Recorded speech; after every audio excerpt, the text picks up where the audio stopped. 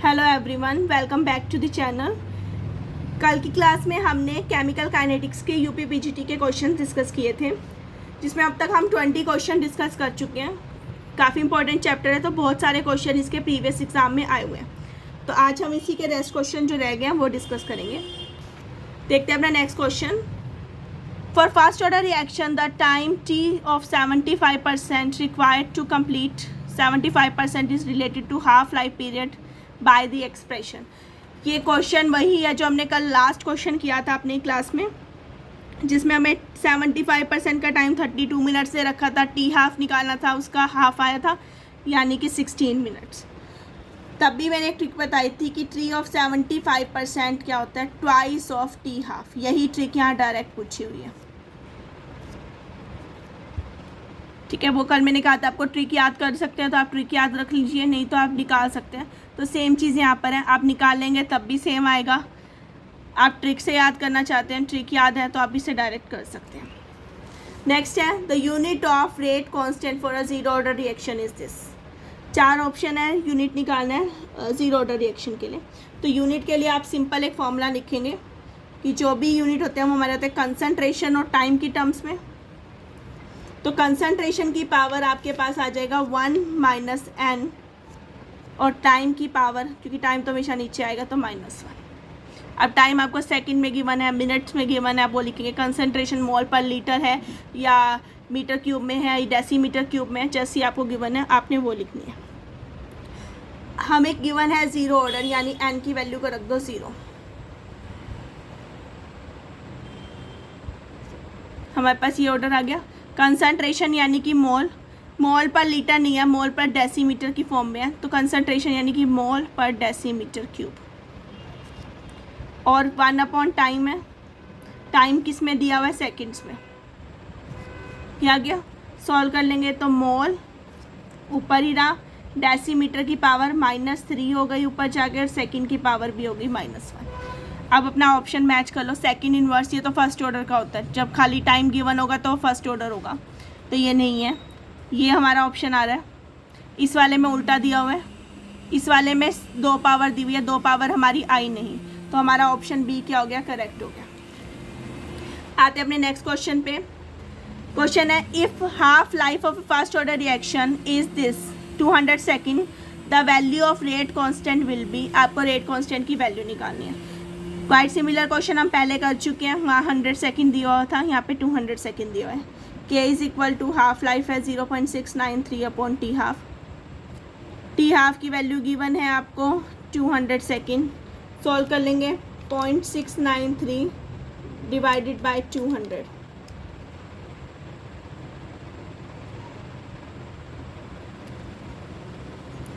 (3.465 into 10⁻³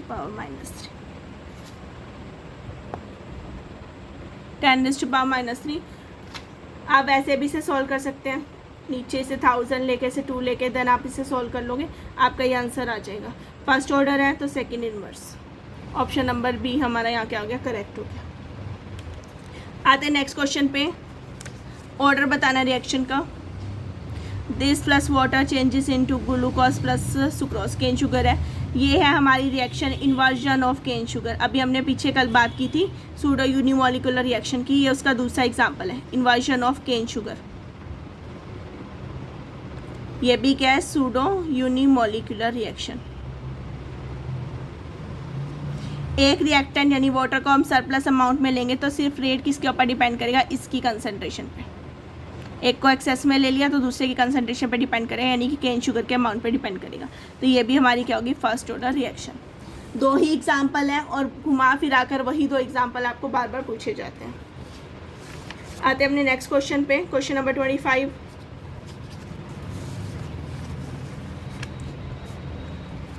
match list 1 by list 2। 1 को 2 से match करना है। एक साइड ऑर्डर्स है, एक साइड उनकी हाफ लाइफ दिया हुआ है। फॉर्मूला हमारे पास होता है हाफ लाइफ का, T half is directly proportional to a की पावर 1 माइनस है। 4 ऑर्डर निकालो। पहले 0, n को 0 पुट किया फर्स्ट के लिए, n को 1 पुट किया सेकंड के लिए, n को 2 पुट किया, और थर्ड ऑर्डर के लिए n को 3 पुट कर दो। 0 पुट करेंगे t half directly proportional to a आ जाएगा।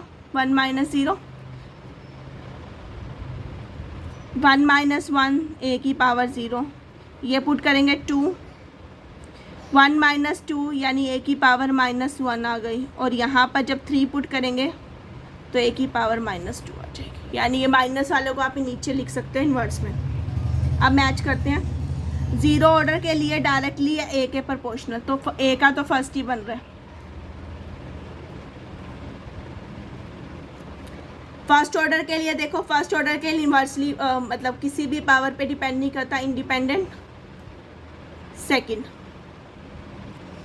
सेकंड ऑर्डर के लिए देखो इन्वर्सली प्रोपोर्शनल टू a है, स्क्वायर नहीं है, स्क्वायर थर्ड में है 1/a, तो सेकंड के लिए हमारा ऑप्शन बन रहा है फोर्थ। और थर्ड ऑर्डर के लिए हमारे पास है इन्वर्सली प्रोपोर्शनल, थर्ड का ऑप्शन ही आ रहा है हमारे पास ये। तो जो भी आपका इससे मैच करते हैं आप देख लीजिए 1 2 4 3, 1 2 4 3, तो ऑप्शन बी हमारा क्या हो गया, करेक्ट हो गया। आप इस तरह से अपने ऑप्शन साइड पे बना लीजिए कि आपका क्या है, देन अपने उससे मैच कर लीजिए और आपका आंसर आ जाएगा। आते हैं नेक्स्ट क्वेश्चन पे। ये GIC का जो भी प्री का एग्ज़ाम हुआ था, ये पेपर उस पेपर का क्वेश्चन था। ये भी GIC का जो इस ईयर का प्री का एग्ज़ाम हुआ था, ये वो क्वेश्चन है। आपके पास एक इक्वेशन दे रखी है, आपको इसके यूनिट निकालने हैं के। अब देखो यहाँ पर जो ये वैल्यू गिवन होती है, ये हमेशा इसका क्या होता है, ऑर्डर होता है। तो यानी मुझे ऑर्डर कितना गिवन है, 3/2। अभी हमने फॉर्मूला निकाला था जिसमें हमने यूनिट्स निकाले थे, कंसंट्रेशन की पावर 1 माइनस n और टाइम की पावर -1। ये मैंने कहा था भी कभी भी यूनिट निकालने को आएगा आपने ये फॉर्मूला याद रखना है। मुझे n कितना दिया हुआ है, 3/2, तो कंसंट्रेशन की पावर आ जाएगी 1 माइनस 3/2, टाइम की पावर -1। सॉल्व कर लेंगे, 2 माइनस 1 माइनस 1/2।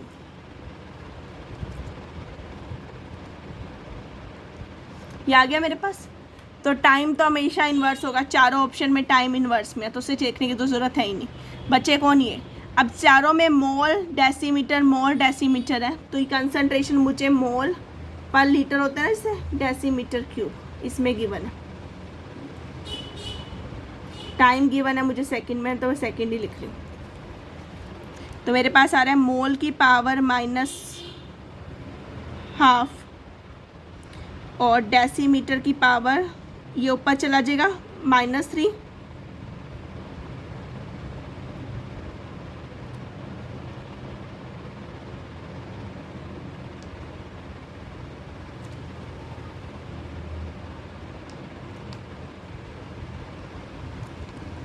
ये आ जाएगा। ये अगर हम सॉल्व कर दे तो माइनस माइनस से प्लस हो जाएगा, 3/2 मोल की पावर -1/2 सेकेंड इनवर्स। तो हमारा ऑप्शन ए क्या आ रहा है, करेक्ट आ रहा है।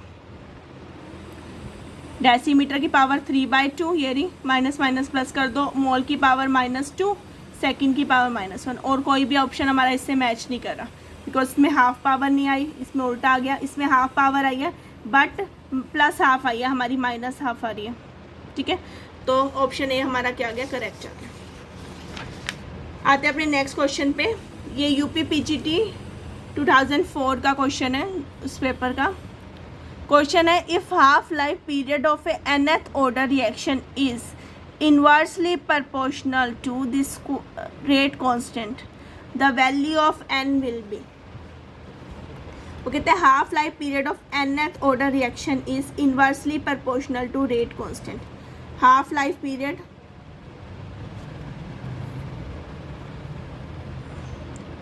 Of nth order is inversely proportional. पहले हाफ लाइफ पीरियड का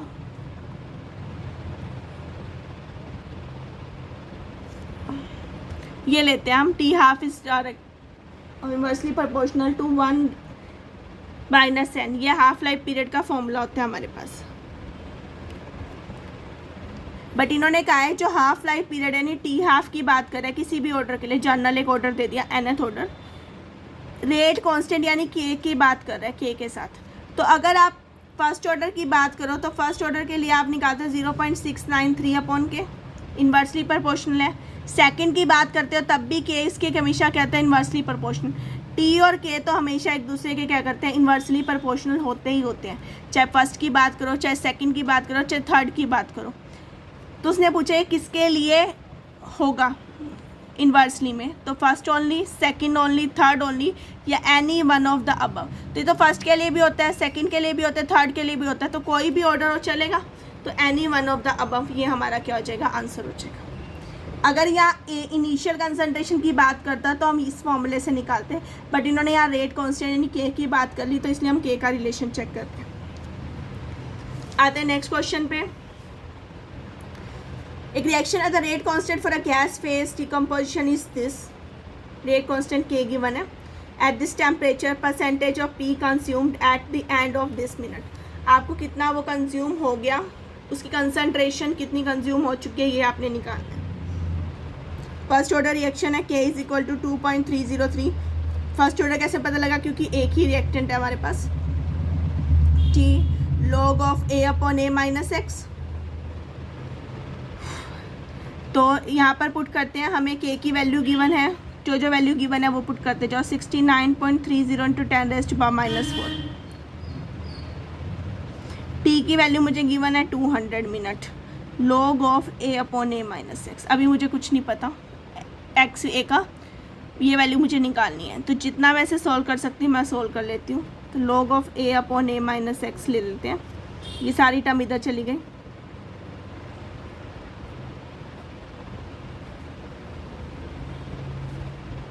इसे सॉल्व कर लेते हैं कि कितना आता है हमारे पास।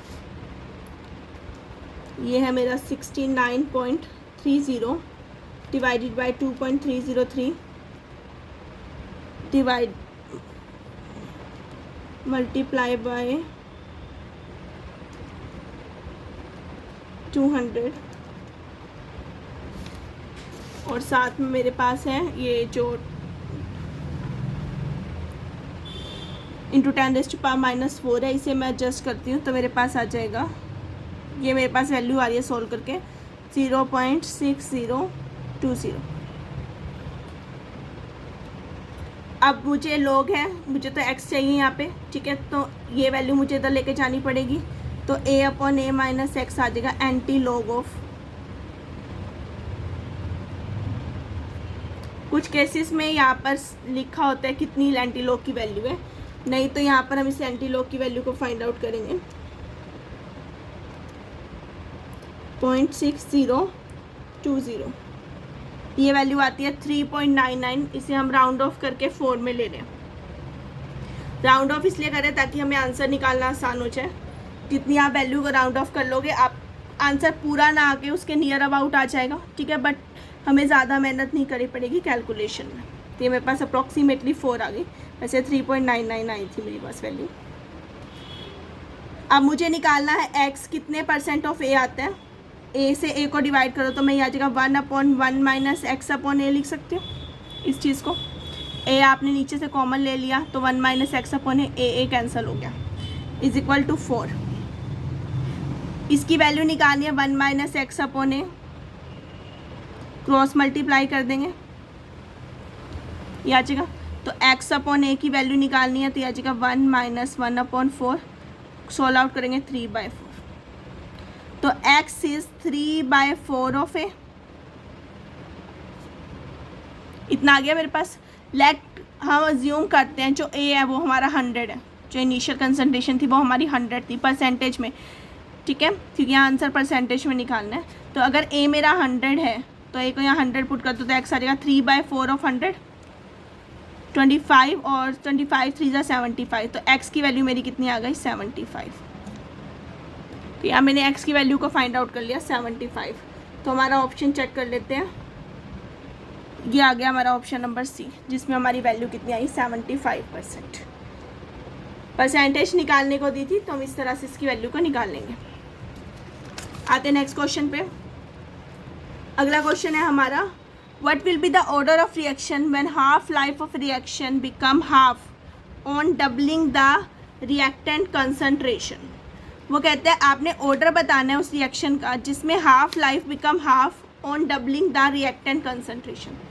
तो एक मेरे पास T½ का जो फॉर्मूला होता है ही है, एक चीज़ ध्यान से देखो, उन्होंने कहा कि हाफ लाइफ आधी हो जाएगी अगर हम रेट को डबल कर दें। मतलब अगर मैं रेट को डबल कर रही हूँ तो उसकी हाफ होने का मतलब दोनों में क्या, इन्वर्स रिलेशनशिप, डबल करने पे हाफ हो गई। तो इन्वर्स रिलेशनशिप तो होता है हमारा सेकंड ऑर्डर में, जब सेकंड ऑर्डर की बात करते हैं यही तो होता है रिलेशनशिप।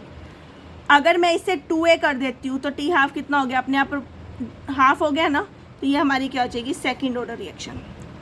अगर वो यहाँ पे कहता कि कोई भी फ़र्क नहीं पड़ा रिएक्टेंट को चेंज करने पे, तो वो कहती फर्स्ट ऑर्डर रिएक्शन।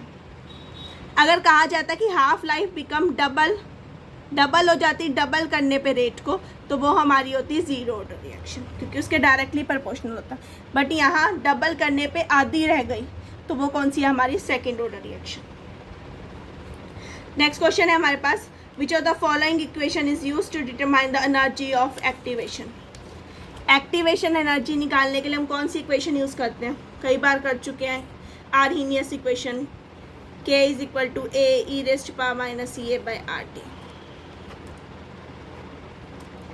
हेंडरसन, अर्निंग, गिब्स, हेल्महोल्ट्ज़, इनमें से कोई नहीं है। हमारी इक्वेशन क्या है, आर्हीनियस। जहाँ एक्टिवेशन की बात की जाएगी वहाँ कौन सी इक्वेशन होगी, आर्हीनियस इक्वेशन। आते हैं अपने नेक्स्ट क्वेश्चन पे।